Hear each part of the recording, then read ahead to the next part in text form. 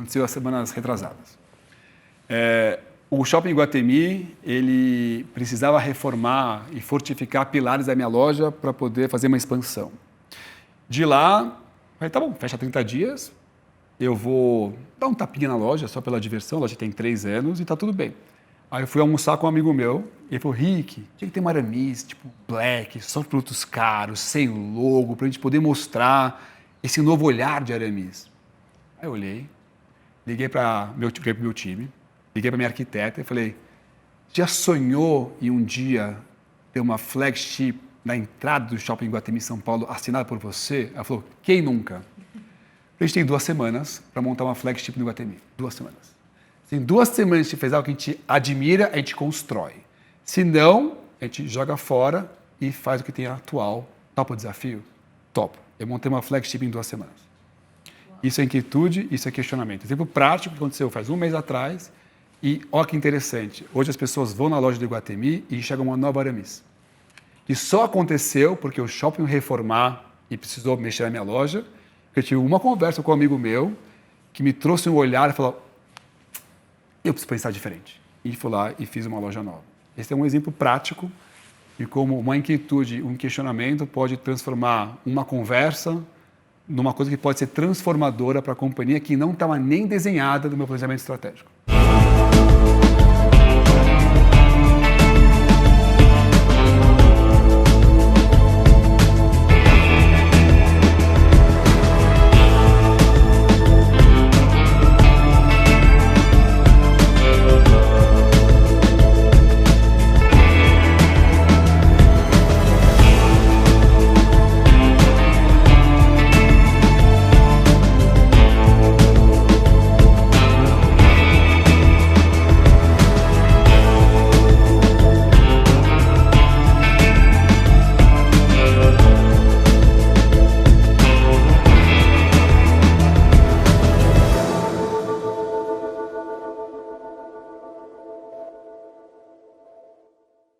Bem-vindos a mais um episódio de Killer Questions. Eu sou Sérgio Averbach, seu anfitrião. E eu sou Stephanie Averbach. Hoje, convidamos você para conhecer um líder que transformou uma marca tradicional em um case de inovação e crescimento espetacular no varejo brasileiro, Richard Stad. Richard começou cedo, passou pelas áreas operacionais da Aramis ainda muito jovem, aprendendo, na prática, como um negócio funciona por dentro. Aos 29 anos, assumiu a presidência da empresa e conduziu uma das transformações mais relevantes do varejo masculino no país. Sob sua liderança, a Aramis dobrou o número de lojas, fortaleceu a presença omnichannel e atravessou a pandemia com 3 chaves estratégicas: reposicionamento, inovação e crescimento. Além disso, Richard é investidor em startups, conselheiro e membro do YPO, Young Presidents Organization, onde já ocupou 6 cargos de liderança, incluindo a presidência do capítulo paulista. Fique conosco, porque neste episódio de Killer Questions, em casa, a gente fala tudo.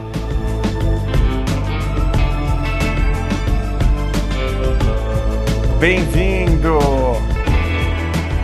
Oi, Richard! Alegria receber você aqui, vem cá. É uma alegria te receber, Richard. A recíproca é verdadeira. Que bacana estarmos aqui para provocarmos você com as nossas Killer Questions. I love your killer questions. Let's find out. E eu já te entrevistei no palco outras vezes, então você já conhece o esquema, né, Richard? Cheguei, não conhecia o Sérgio até então. Eu falei, Sérgio, só para saber quais são as perguntas. Killer questions, você vai descobrir na hora. É maravilhoso, então assim será. Maravilha. E assim se conheceu. Você vê, é verdade, é verdade. Então, Richard, para a gente começar, resume para a gente, em até 2 minutos, Maravilhoso. a tua história, formação acadêmica e como é que você chegou na Aramis. Boa. Eu sou formado pela SPM, Administração com Marketing, e eu fiz o OPM de Harvard agora, que eu terminei esse ano. Foi meus 2 cursos que eu fiz. E eu entendo a Aramis com 22 anos, com muita pouca experiência no estoque. Fiquei uns meses trabalhando lá, aí eu assumi a área de atacado, que era a época multimarca, que era 75% do faturamento em marketing, que um cara se incomodou com a minha entrada e saiu. Fiquei 3 anos tocando essa área. Eu queria aprender sobre varejo. Fiquei 3 anos tocando varejo, para entender como funcionavam as lojas, que eu queria expandir. E aí, em 2014, eu fiz um roadshow, trouxe um fundo de investimento e assumi a presidência. E estou tocando a companhia, que era Miss Inc. agora, há 11 anos e há 18 na organização. Parabéns. E você assumiu a responsabilidade como presidente da empresa muito novo. Eu tinha 28 anos de idade, cheguei para meu pai, que eu chamo de bro. Falei, então, bro, o que não deveria acontecer? A gente ficar no mercado, num tamanho ainda pequeno, para médio, no mercado em consolidação. É mesmo? O que você quer fazer? Eu quero trazer um fundo de investimento. O quê? Não, um fundo de investimento. A gente ficou 1 ano conversando para também alinhar as expectativas deles e a minha. E ele falou, Rick, se você achar alguém que tope com esses 80 pontos que eu sou contra, fica à vontade. Aí eu falo que engenharia é uma bênção, 28 anos, você acha que tudo dá? Peguei um advisor, montei uma apresentação e não é que consegui fazer uma transação, trazer 2 fundos de investimento, tem várias histórias legais para contar. E aí com 29 anos eu assumi a presidência da companhia. Richard, qual foi o momento mais decisivo da sua imersão assim que você se tornou CEO da Aramis? Olha, primeiro, acho que o imersivo foi cultura. Porque quando você está na presidência, você tem que trazer a tua autenticidade para dentro da organização. Então, acho que o primeiro ponto meu foi me conhecer mais, para montar uma cultura que fosse área dos meus valores. E segundo, era uma empresa que não tinha turnover. E as pessoas tinham uma admiração por isso. E é verdade que não quer dizer que seja bom, quer dizer que talvez seja muito estável. Aí eu comecei a ter os primeiros movimentos de troca de cadeiras importantes. Aí criou um problema cultural, que é a cultura velha e a cultura nova. Aí eu precisei fazer um offsite com o meu time e não é sobre o velho, não é sobre o novo, é sobre uma evolução. Então, trazer as pessoas mais antigas para contar as histórias de como foi chegar até aqui e os novos porque vieram. Então, foi o primeiro grande desafio cultural, foi começar a mexer numa estrutura, num sistema complexo que já rodava de uma maneira, mas eu queria que começasse a rodar com o olhar mais próximo do que eu enxergaria que eu queria construir. Então, acho que foi um dos grandes inícios complexos. E talvez o segundo, nessa negociação que eu fiz com os fundos, eu era muito novo. Então, eles chegaram para ele lá no final da negociação e falou, olha, você parece um cara legal, talvez competente, a gente não sabe. Você vai ser avaliado a cada 2 anos. Abaixo do orçamento ou abaixo dos concorrentes, você vai ser demitido da presidência. Aí meu pai chegou para mim, Rick, sai da sala comigo. Sai da sala com ele, você entendeu? 30 anos você está desempregado. Eu acho uma puta loucura, dorme 2 dias. Se você quiser assinar, eu assino por você. Aí deu 2 dias, eu falei, eu quero assinar. Falei, por quê? Falei, 1, essa empresa vai ser maior que a gente. E 2, o dia que eu não for a melhor pessoa para estar, foi alguém melhor que eu. E eu peguei anos de impeachment de Dilma, anos bem com juros a 15, então eu entrei na presidência com um Brasil não tão diferente talvez de hoje, bem complexo e com um peso nas costas muito grande de responsabilidade, ao mesmo tempo tendo que achar a minha autenticidade para poder criar uma cultura, uma visão que fosse mais alinhada com o meu olhar de mundo. Eu lembro que você me contou essa história uma vez que a gente almoçou juntos e eu ia justamente te perguntar o que levou você a aceitar esse desafio gigante, contrariando até o seu pai, uma preocupação que ele tinha, que se você não entregasse resultados espetaculares de acordo com as expectativas do fundo, você seria retirado dessa posição. O que te levou, qual foi essa chama interior que te levou a correr esse risco e o que você pensou que seriam os principais benefícios para você, não para a empresa, porque para a empresa você já disse, que seriam? Bom, primeiro, benefícios. Eu acredito em 2 tipos de empresas, tem 3, mas tem a familiar e tem a domiciliar.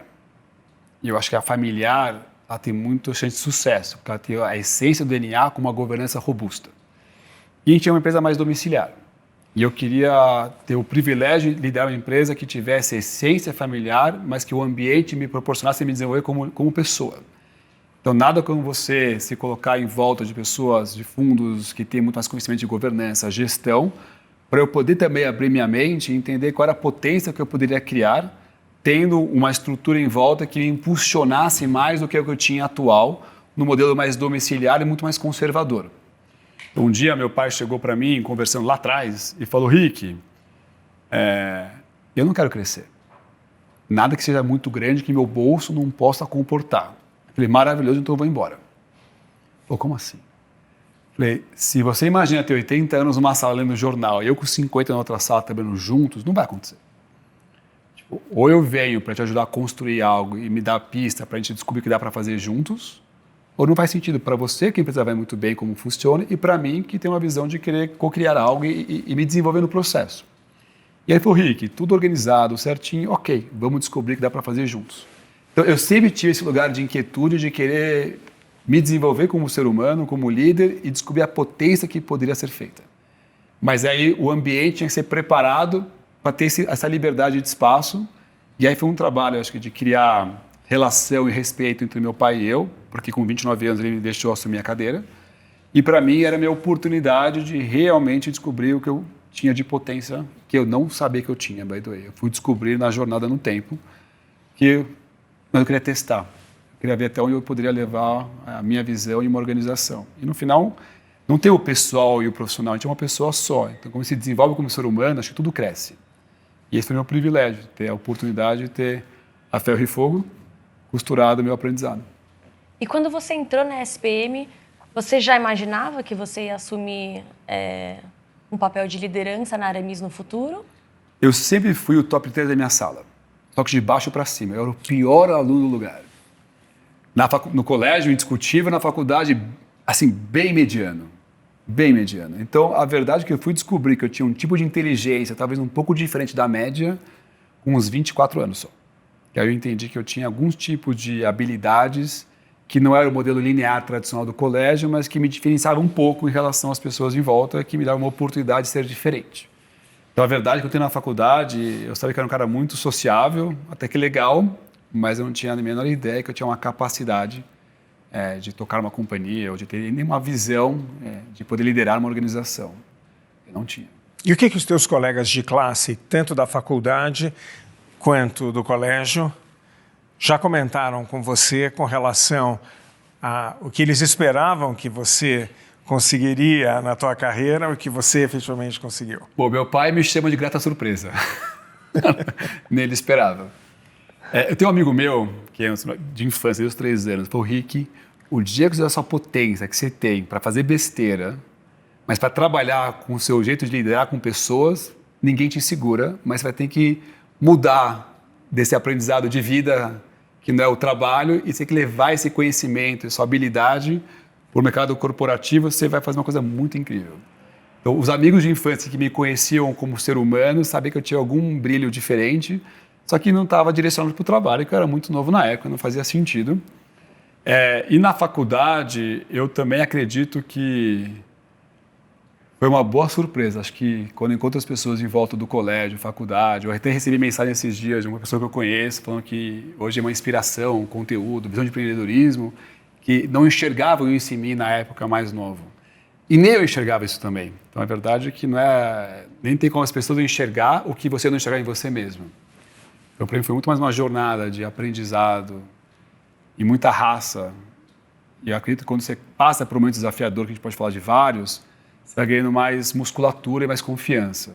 E aí você vai criando mais coragem. E empreender é isso, é você se descobrir numa jornada em estar desconfortável e estar confortável o tempo inteiro.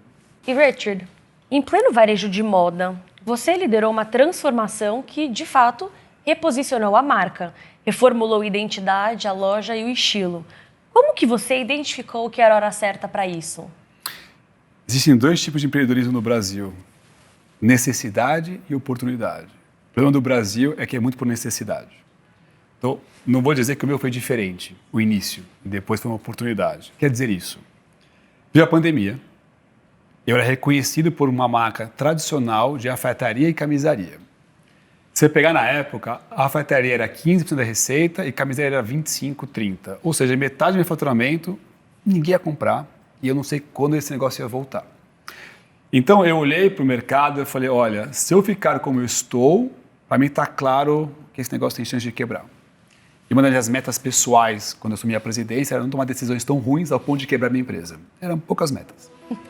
Mas quando eu olhei para esse cenário, e eu acho que a gente tem que sempre achar a luz na sombra. Então a sombra era uma pandemia, É um momento super complexo. A luz na minha cabeça era que o meu maior concorrente não era a marca A, B ou C, era o homem que comprava roupa fora. Então, se eu entendesse que se eu reposicionasse minha marca, eu tinha uma oportunidade de atender um novo perfil de consumidor, eu tinha certeza que o meu reconhecimento de marca não seria mais valioso para o próximo ciclo, 1, 2, 3, 5 anos, eu entendi que eu tinha uma marca que tinha relevância em qualidade, caimento, mas uma marca mais tradicional e focada no mercado de trabalho. Eu falei, se eu pegar esses códigos e levar para um casual sofisticado, não tem ninguém operando isso. Então, a minha inteligência foi olhar para o mercado, eu sempre procuro quais são meus sonhos azuis. Depois eu falo de Urban, que foi a mesma coisa. Eu falei, não tem uma marca casual sofisticada hoje em dia, que beba da sofisticação, mas que traga uma moda mais casual.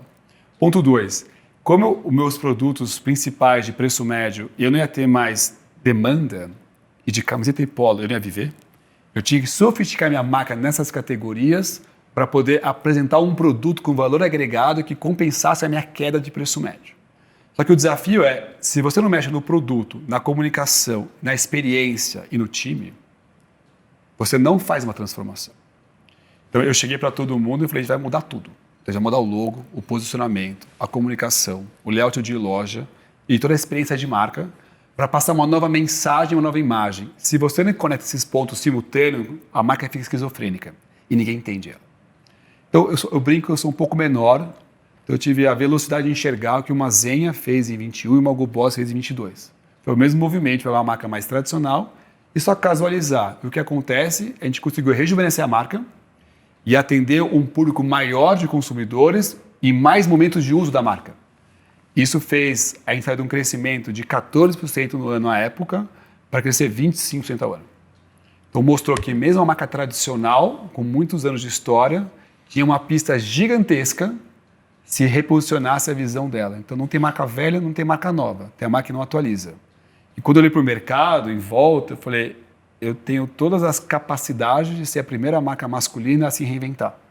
Ou seja, eu tenho uma obrigação em fazer. Só que a verdade é que eu não tinha clareza de como fazer. E eu montei um grupo de WhatsApp com mais 5 bons varejistas. Chamava Sobrevivendo Covid-19. E a gente trocou muita ideia.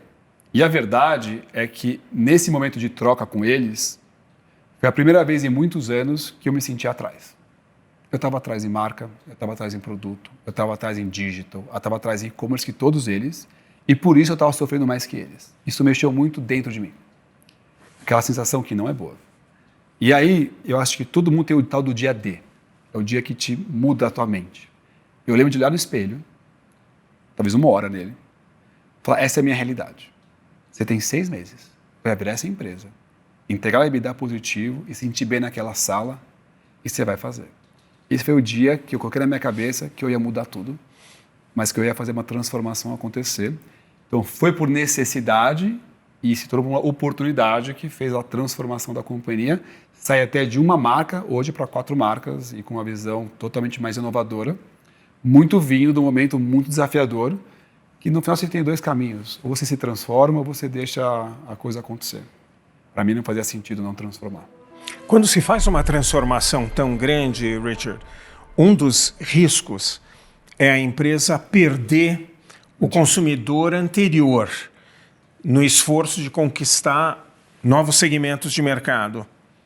O que vocês fizeram para não perder essa base importante que a Aramis sempre teve nesse processo de transformação? Então, esse era o ponto mais complexo, que é, será que eu vou conseguir trazer clientes novos ao mesmo tempo que eu não vou perder meus antigos? Então, o primeiro ponto que eu aprendi é humildade intelectual.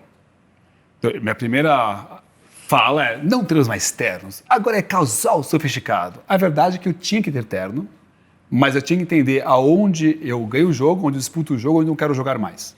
Então, é uma parte de consciência. Então, eu entendi aonde eu conseguia ganhar o jogo do mercado, onde eu queria disputar e onde eu falei, eu vou parar de jogar. E você vai fazendo uma transição desse movimento para você não ter essa embarrigada do cliente que já considera a marca, até você trazer os clientes novos. Ao mesmo tempo, como a gente mudou, a gente sofisticou a marca, também subiu o preço médio dela. Então o desafio é você trazer esse público novo para a marca, mas o dado interessante na época é que a gente aumentou em 50% a base de clientes novos, e a gente aumentou em 42% a recompra dos clientes antigos. Porque ele viu uma oportunidade na Aramis de completar o sortimento dele em todos os momentos da jornada dele. Então, a gente conseguiu trazer esse produto e eu fui fazendo uma transição de posicionamento e até de design de produto e modelagem no tempo.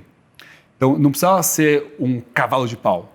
Ele foi um meio cavalo de pau, mas acho que as duas características de um bom empreendedor, na minha opinião, é humildade intelectual e curiosidade ativa. Se você está curioso em entender os movimentos e ter humildade e corrigir seus erros, é você ir ajustando a tua visão até se tornar uma realidade.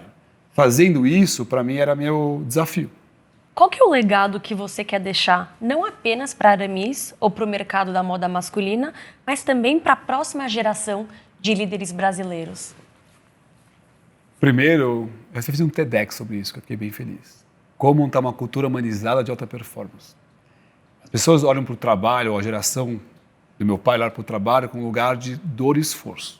Para mim, o trabalho tem um lugar de potência e de realização.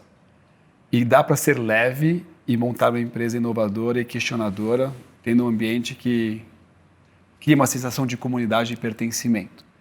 E também é um lugar que você tem a visão de se questionar o tempo inteiro. Então eu falo, a sua essência não é questionável, todo o resto tem que se questionar o tempo inteiro. Então um legado que eu sonho deixar para uma geração futura é esse lugar de você poder ser quem você é, no ambiente que você se conecta com um olhar de inquietude, porque o mundo está mudando muito rápido, e um lugar onde você pode se questionar constantemente com a liberdade de transformar. Criar um ambiente que tenha esses códigos numa geração atual, num mundo em constante evolução, é o que eu acredito que eu quero apresentar para o mercado, que é possível você construir um negócio grande, inovador, que o tamanho não tira a potência da criatividade e da velocidade. E, ao mesmo tempo, como você cria um negócio consistente e com alma.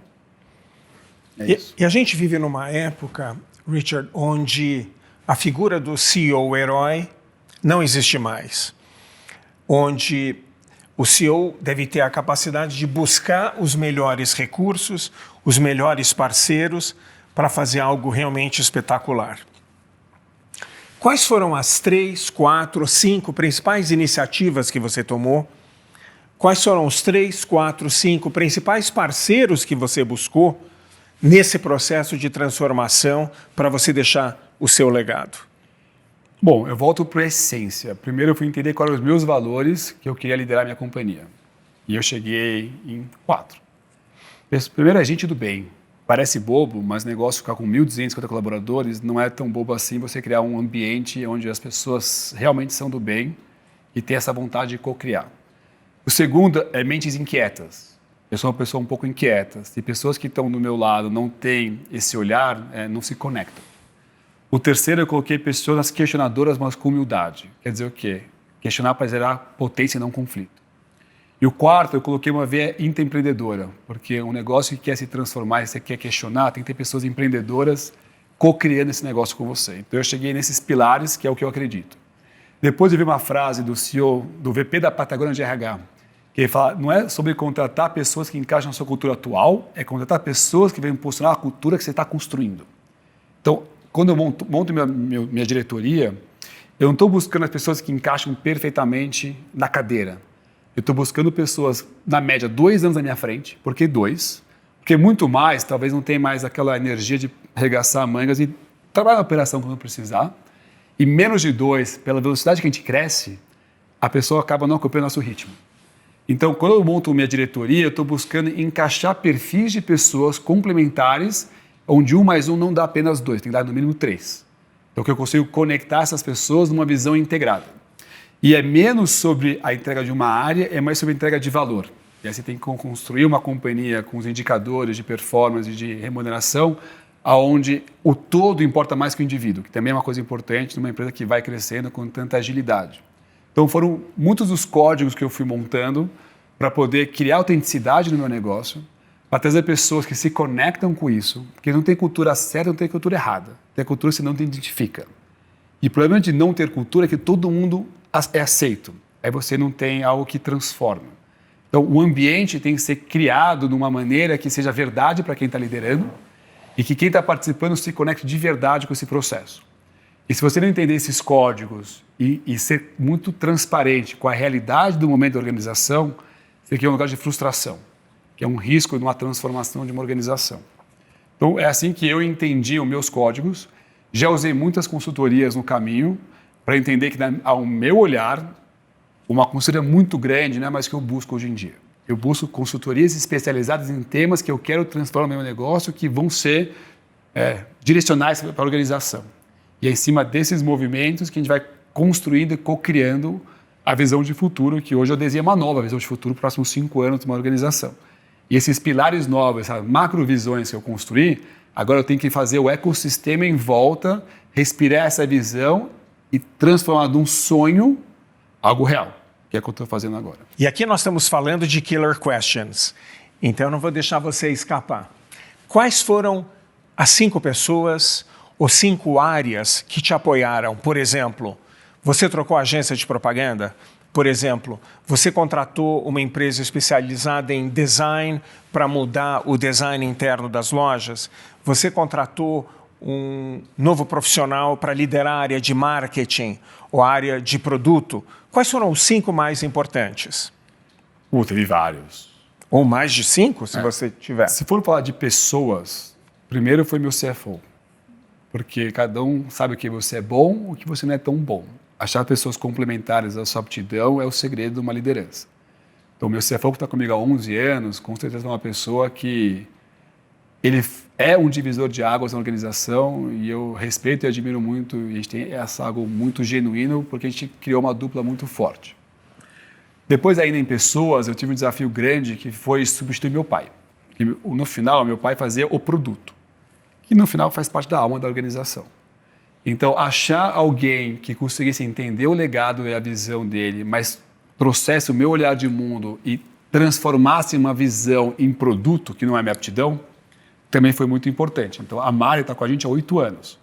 E ela não só conseguiu entender o DNA da Aramis antigo, como no momento de reposicionamento, ela conseguiu entender a minha visão de mundo e transformar numa marca real. Então, aí tem um pilar muito importante.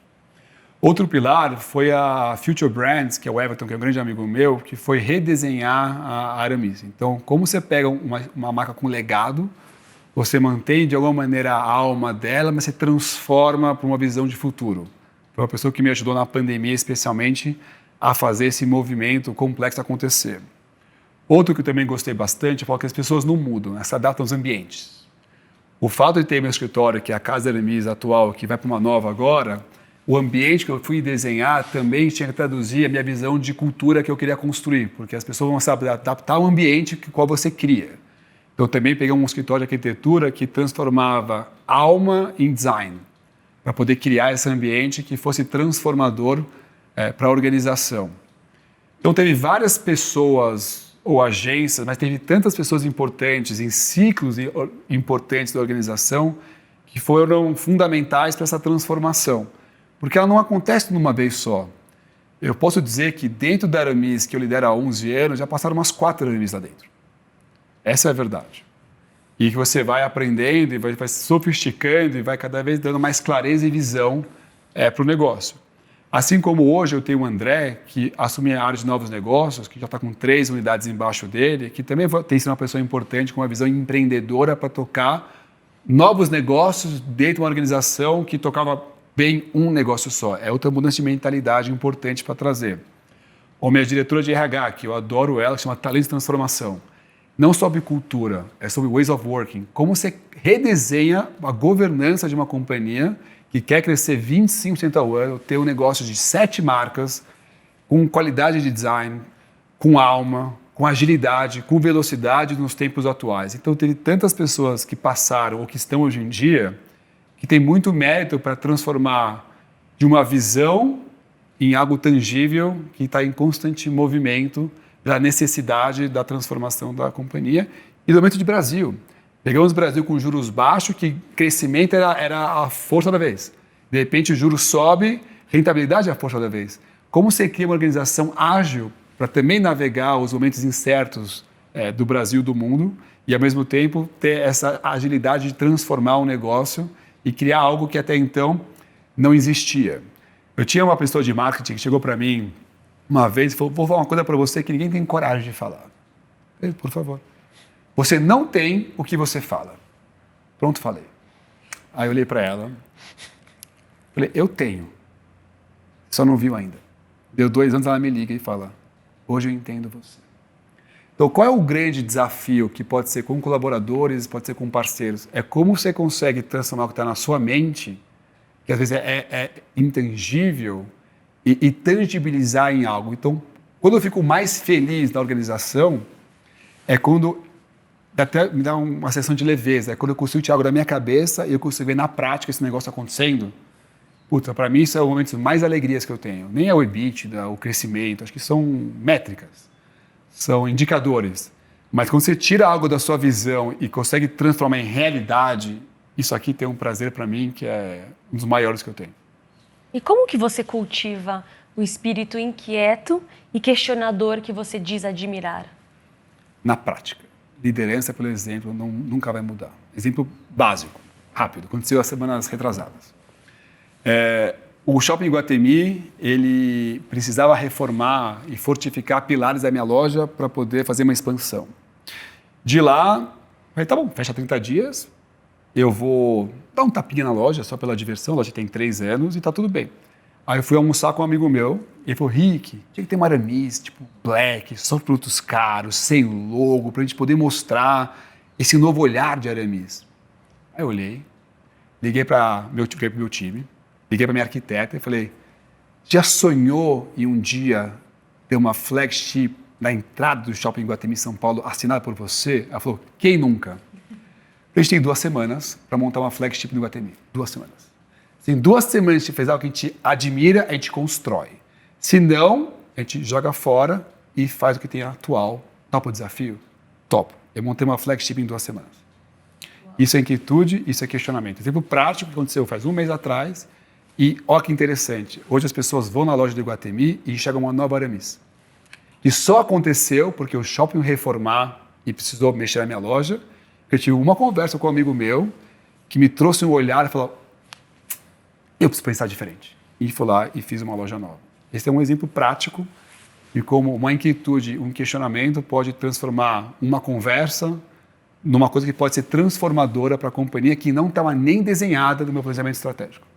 Eu cheguei a te contar que eu só me tornei cliente da Aramis, da última Aramis? Sim. Eu já te falei. Antigamente eu não era cliente da Aramis, mas eu me tornei da última geração. Tem mais uma agora que chegou para você conhecer. Vou conhecer. Como é que está performando essa nova marca? A Urban? É. Essa história é muito boa. Eu queria montar uma marca do zero. Como eu vim de uma Aramis, estou há 18 anos lá, mas não foi eu que fiz do zero. Eu queria uma coisa do zero. Primeiro, porque eu tenho essa visão de conseguir uma plataforma de lifestyle dos homens, então eu tenho que ter mais marcas. Eu queria fazer uma marca também que ninguém fez. Também veio a loucura se eu vou fazer uma coisa que ninguém fez. Então eu peguei essas famosas Big Four consultorias do mundo e fizemos o potencial máximo de Aramis e 2 marcas novas. Eles queriam que fizesse uma marca que faz sentido. Entre a Aramis e as Magazines tem um espaço masculino, classe B. Mas eu queria fazer a Urban. E eu falei, quero fazer a Urban. Eles falaram, mas quem é o bait global? Eu falei, não tem. Eu vi uma loja em Nova York que eu adorei, é um conceito similar, mas eu não vi ninguém no mundo fazendo. Então a gente não vai pôr no modelo. Eu falei, oi? A gente não vai pôr no modelo. Mas a empresa é minha e eu vou fazer o que eu quero de qualquer jeito. Você põe o que você quiser lá e eu vou fazer o que eu quero de qualquer jeito, não vai mudar nada. Aí eles colocaram o que eles queriam lá, fiz a marca do zero, criei, chamava Urban Performance. Então era a junção do tecido do esporte com a moda e criando um novo universo. Fiz do zero a marca. Estava pronto para lançar, veio a pandemia. Connecting the dots do Steve Jobs. O fato de eu ter feito a Urban do zero me mostrou que eu tinha que refazer a Aramis também. Porque só fazendo uma marca do zero, você entende o quanto a principal precisava passar por um reposicionamento. Refiz a Aramis, lancei a Urban Performance dentro da Aramis como uma linha, testei 1 ano e meio, vi que deu tração do produto, quer dizer, o mercado comprou o conceito do produto. Refiz a marca inteira, lancei foi 8 de novembro de 22. Eu tinha uma semana entre eleição e Copa do Mundo para lançar uma marca. Por que eu lancei? Porque eu queria testar o que acontecia. Aí eu lancei ela como Urban Performance. Depois de 2 anos, financeiramente ela estava vendendo bem. Mas não estou brincando que umas 100 pessoas me perguntavam, e aí, Rick, como está a tua marca de esporte? Falei, se eu tivesse uma, ótimo, como eu não tenho, eu não sei. O que eu entendi? Ninguém entendeu nada que eu queria fazer. Também o que eu aprendi com a Aramis? Inovar faz parte você errar. O importante é corrigir o erro. Refiz a marca inteira. Mudei o nome para Urban. Comprei de uma outra pessoa que tinha a palavra. Mudei o logo, o posicionamento, o layout de loja e lancei lá tudo de novo em março desse ano. E a loja está voando. Porque para mim o sucesso não estava na venda. Venda é uma consequência. Sucesso para mim estava as pessoas entendendo o porquê essa marca foi criada. E quando eu fui inaugurar a loja nova do Shopping Morumbi com esse projeto novo, aquele momento do meu alívio. Falei, finalmente eu tirei da minha cabeça uma visão de uma marca que não existe e coloquei ela funcionando na prática. E ela está vendendo assim muito, muito mais do que eu imaginava. Eu já bati o número que a consultoria me desenhou no 3º ano, que eles fizeram no meu 5º ano. E foi graças a eu ter feito a Urban que eu entendi a minha necessidade de redesenhar toda a governança da minha companhia para não ser mais um negócio de uma marca, mas uma plataforma de marcas. E eu quis testar o meu modelo mental de 5 pilares que possam escalar negócios legais e aí montar uma nova visão de futuro. E a Urban foi o meu grande laboratório. E a moda feminina, você não pensa em entrar para esse mercado? Eu ouço bastante essa pergunta. O que eu aprendi? Eu tenho muito amigo de marca feminina, que parece que a gente está jogando... É o mesmo esporte, só que são ligas diferentes. A minha visão é que eu desenhei 5 pilares, e por que 5, não sei. Um amigo meu, também do IPO do meu fórum, tem uma empresa muito, muito grande. Falei, como você montou? O Rick pega 3 coisas, faz melhor que todo mundo. Essas 3 coisas tem que poder escalar negócio que você queira ou comprar ou fazer do zero. Tá bom. Eu pensei, eram 4, eram 5. Das 5, 3 delas, se eu for para o feminino, eu não consigo viabilizar. Que é meu sourcing. Hoje a gente tem uma capacidade de compra de fornecedores do Brasil e fora que poucas marcas brasileiras têm. Segura a minha distribuição. A gente termina o ano com 140 lojas e 1.250 multimarcas. O meu terceiro é a base de clientes. Eu tenho uma base de clientes bem estruturada, com parte de dados bem evoluída. Esses 3 pilares meus, se eu entrar no feminino, eu não consigo escalar. Aí o quarto é tecnologia, como transformar um negócio numa fashion tech que eu estou construindo agora. E o quinto é governança, como montar uma governança para tocar um negócio de várias marcas. Então, se eu fosse pegar uma marca feminina, os 3 grandes pilares de transformação que eu acredito que podem escalar negócios bons, eu não teria. E aí eu entendi que a minha vocação, e eu gosto de me provocar, quando eu conto essa tese de fazer a primeira plataforma de lifestyle dos homens, não é no Brasil, é no mundo, não existe. Então, quando eu faço minhas Nandia Roadshows, que está perto das áreas dos IBs dos bancos, e fazer minhas apresentações, o que eu ouvi muitas vezes é, mas quem é seu bait global? Eu falei, não tem. Então, ninguém montou um plataforma de lifestyle para homens? Eu falei, não. E eu quero fazer a primeira. Porque eu entendi que a minha vocação e meus pilares que eu desenhei como estratégia possibilita a criação dessa visão que se eu fosse para o feminino, eu nunca ia conseguir viabilizar. Então, a única chance de eu entrar no feminino um dia é comprar uma marca grande, a Aramis grande, e pegar os meus 5 pilares que eu testei no masculino e desenhar uma plataforma feminina. Mas eu validei minha visão, que eu acredito, no que eu tenho vocação e capacidade para entregar. Vamos falar de valores agora, valores e princípios. O que você guarda no teu coração, Richard, na sua mente, que são os principais valores e princípios que você herdou dos teus pais e dos seus avós e que te ajudam todo dia, toda semana, todo mês a conseguir resultados extraordinários? Quais são esses valores? Vou começar pela minha mãe, que acho que mais me formou nesse sentido. É tratar bem todo mundo. Parece óbvio isso, mas ser solícito para ajudar as pessoas. Minha mãe me ensinava, quando eu estava na garagem do prédio, alguém saía com compras do supermercado, eu tinha que ir lá, pegar as sacolas e levar para o elevador e ajudar as pessoas. E isso, para mim, é uma base básica de tratar bem as pessoas e ajudar as pessoas. E minha teoria é que quanto mais você cresce, acho que mais pé no chão a gente tem que ser. E mais humilde a gente tem que ser, porque a empresa, o tamanho não pode mudar quem a gente é. Tem que potencializar quem a gente é. Então, esse é minha base. Tipo, eu vi minha convenção, eu cumprimento 550 pessoas que estavam no navio comigo. Eu gosto de fazer isso. Ou eu vou no CD lá com 200 pessoas quase, eu vou lá e rodo o CD inteiro e dou a mão para todo mundo e olho no olho. São coisas básicas, mas que talvez não é normal um CEO de uma companhia fazer. Mas eu acredito que faz a gente um pouco diferente, esse lado humano. Então isso veio, obviamente, muito do meu lado da minha mãe. Meu pai veio esse lugar, primeiro, de qualidade.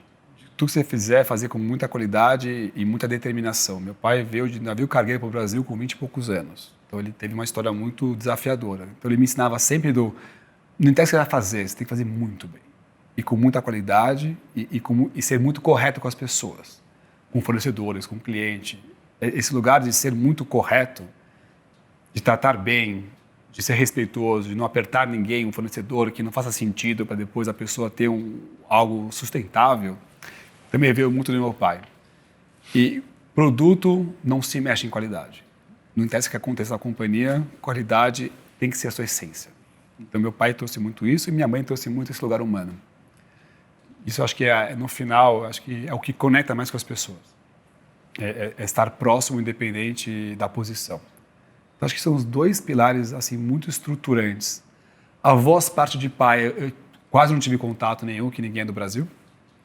E parte de mãe, não sei se eu trago alguma reflexão grande assim dessa experiência próxima assim com eles. Talvez é muito mais próximo meu pai e minha mãe nesses dois grandes pilares que me guiam bastante até hoje. Eu gosto muito de ser assim. Acho que o maior segredo é você poder ser você mesmo. Aqui com vocês batendo papo, trabalhando dia a dia, em palestra para 10 mil pessoas. Quanto mais você pode ser você mesmo. E outra coisa que eu aprendi, que eu gosto muito, e por isso que eu faço muito palestra e conteúdo, eu adoro ajudar as pessoas a pensar. Acho que é um privilégio ter assumido coisas tão grandes, tão jovem. Então eu me sinto num lugar de poder ajudar as pessoas. Dá um exemplo muito louco. Estou de patinete, que não de patinete. Aí do nada para um cara do meu lado e freia o carro. Você é o Rick da Aramis. Nossa. Eu falei, pode ser, né? Por quê? Ele falou, não, porque eu acompanho você. Eu acabei de lançar uma marca masculina. Você pode conversar 2 minutos comigo? Tá, encostou o carro aí. Encostou o carro, falei 2 minutos com ele. Ele fez, sabe uma coisa? Eu tenho um almoço com um amigo meu. Pega meu celular. Eu falei, como assim? Me liga. Eu tomo um café com você. Eu marquei um café com um cara. Nunca vi na vida antes. Eu faço várias dessas. Porque que especial poder ajudar pessoas a pensar, já que teve essa oportunidade de ter tanto conhecimento e tão cedo. Então são coisas básicas para mim que eu pretendo levar para sempre. Adorei. Muito legal. E qual que é a marca ou uma das marcas da moda masculina que você mais se inspira, mais ama? Então, Fora Aramis. Com certeza. Teve uma época que eu sempre olhei muito para o Hugo Boss. Porque se pensar o Hugo Boss lá fora não é luxo, ele é premium. E eu nunca tenho uma marca de luxo no Brasil, que até a melhor marca premium é nacional. Que por mais já tem um leão para fora, mas conceitualmente nacional. Então ela sempre foi uma marca que me inspirou de alguma maneira nesse sentido. Aí você tem N inspirações, porque o legal da inspiração é que você tem que olhar o que te inspira. Às vezes não é o produto. Dá um exemplo, a Nike, a visão de canais, que hoje é uma bagunçada, né? Agora estão voltando. Mas a visão de entender múltiplos canais, como a gente tem no Aramis hoje, e saber operar com maestria os canais, com estratégia de pricing, produto, comunicação, a Nike me inspirou nesse sentido. Quando você pensa até no Athleisure, uma Lululemon, quando eles fizeram a estratégia de comunidade inicial de um produto icônico, atender uma comunidade, transformar isso numa plataforma, também me inspira. Então, a minha cabeça, ela sempre operou não só na moda, eu vejo pessoas, organizações que me inspiram, e o que eu tento fazer é decodificar isso para a minha realidade do momento, que uma empresa pode ser pequena, média ou grande, e traduzir para a minha realidade. E uma coisa que eu acho que eu faço um pouco melhor que a média, até porque eu comecei muito cedo, tudo que eu acho que faz sentido, eu implemento muito rápido. Então essa é a minha velocidade de pegar coisas que me chamam a atenção. Dou um exemplo do amigo meu. Você conhece o Ronaldo, que era Óticas Carol? Lembra do IPO? Sim. O dia que eu vi ele descendo do ônibus da convenção, cumprimentando todo mundo, foi, opa, adorei, vou fazer. Então, essa velocidade de pegar códigos, coisas legais, não óbvias que você vê e colocar na sua rotina, no seu hábito, eu acho que é impressionante. Então, acho que tem N marcas muito legais que às vezes não é o produto, às vezes é a loja, às vezes é a experiência, às vezes é a comunicação, às vezes é a distribuição. São vários elementos que eu vou traduzindo e vou olhando e vou colocando na minha realidade e vou construindo o meu universo. Obrigado por compartilhar. Vamos falar de mágica? Se você tivesse na sua mão uma varinha mágica, poder infinito, ilimitado, para você tomar 3 decisões. E essas decisões aconteceriam no mundo. E você faria uma diferença dramática para o benefício do mundo inteiro. Pense em 3 palavras, Richard. Quais seriam essas 3 palavras que refletem o que você gostaria de realizar no mundo para termos um mundo melhor? Eu começo por educação. Se a gente pudesse ter um mundo que dê possibilidade de todo mundo sair com uma educação boa, é a primeira base. A segunda, para mim, eu acho que é o lugar do acolhimento. No final, a gente é formado pelas pessoas em volta que a gente tem, que é a parte emocional e socioemocional. Se eu pudesse ter uma varinha mágica, dar a possibilidade de todo mundo ter na infância um lugar de acolhimento, de sentimento, de pertencimento, acho que o mundo seria infinitamente mais conectado e muito mais menos polarizado como a gente está vivendo, na minha opinião, hoje em dia. E o terceiro, que é muito básico, né? Mas pirâmide de Maslow, né? Dá para todo mundo a oportunidade de comer bem, ter a base bem estruturada para a liberdade, cada um poder desenvolver essa potência. Tem tanta potência no mundo que não tenha o privilégio de poder ter o espaço para. Então, acho que essas 3 bases dão a oportunidade de todo mundo poder chegar na sua máxima potência. E para mim são esses 3 grandes pilares. Você falou em acolhimento. Sim.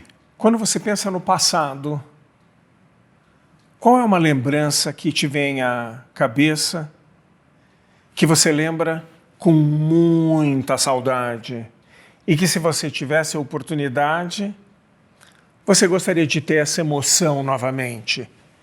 Conta pra gente que situação foi essa que hoje você sente muita saudade. O que vem na cabeça não é acolhimento, o que vem na cabeça é para ser uma liberdade do que você me provocou. Eu lembro de quando, antes de entrar na Aramis, eu fiz uma volta ao mundo sozinho, pré-smartphone, então tinha essas coisas.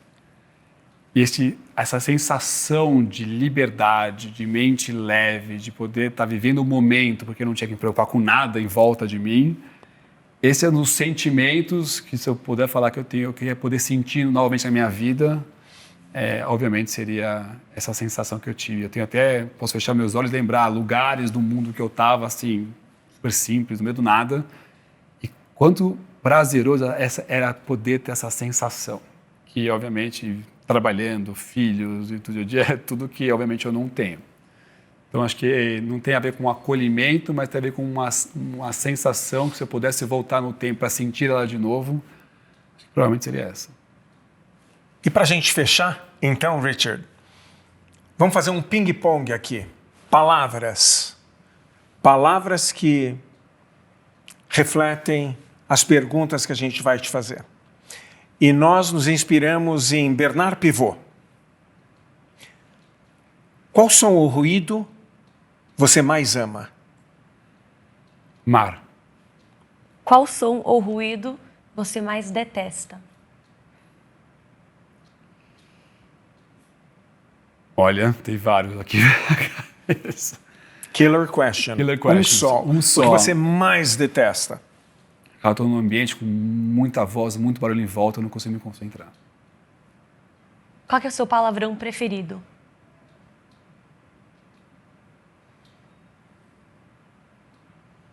Eu não uso muito palavrão. Foda-se. Qual elemento da natureza você mais ama? Terra. Pôr o pé no chão e sentir meu pé conectando com a natureza. Qual profissão, diferente da sua, você definitivamente não gostaria de ter seguido? Engenharia. E se você tivesse a oportunidade mágica de escolher uma profissão tão cedo e tão jovem quanto possível, e a probabilidade de você dar certo fosse 100%, até mesmo se tornando o número 1 no mundo, qualquer profissão, que profissão você teria escolhido? Eu vou falar que eu tenho visão de futuro minha, então. Ser um dos melhores negociadores do mundo. Poder entrar em negociações complexas e ajudar a destravar valor. É o que eu quero fazer. William Ury. Harvard. E a última pergunta desse nosso questionário. Quando você chegar na frente dos portões cor de pérola, no paraíso, no céu, o que você gostaria de ouvir vindo de Deus? De Deus. Você foi uma pessoa do bem que transformou muitas vidas na sua jornada. E uma última palavra e um último pensamento. Be bold. O mundo precisa de gente corajosa e audaciosas para fazer a transformação acontecer. Obrigada pela sua presença. É um prazer. Obrigado por estar conosco nesse momento especial. Richard, é uma alegria te receber junto com a Stephanie. Maravilhoso isso. Adorei. Senhoras e senhores, diretamente de São Paulo, Brasil, Richard Stad, especialmente para Killer Questions. Estamos todos aqui. Gerações passadas olhavam para o trabalho como um lugar de dor e esforço. Atualmente, o trabalho é um lugar de potência e de realização. Dá para se sentir leve, inovar e questionar positivamente. Empreender é ouvir o mundo com ouvidos atentos e deixar a alma revelar seu maior segredo: a liberdade de ser quem você é.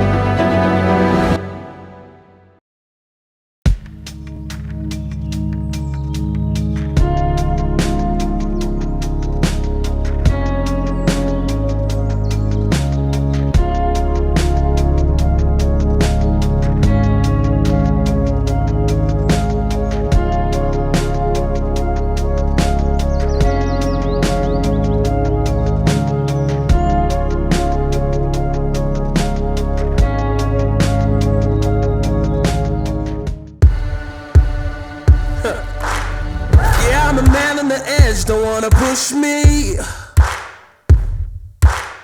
You better check where you step. Don't wanna cross me. No, no.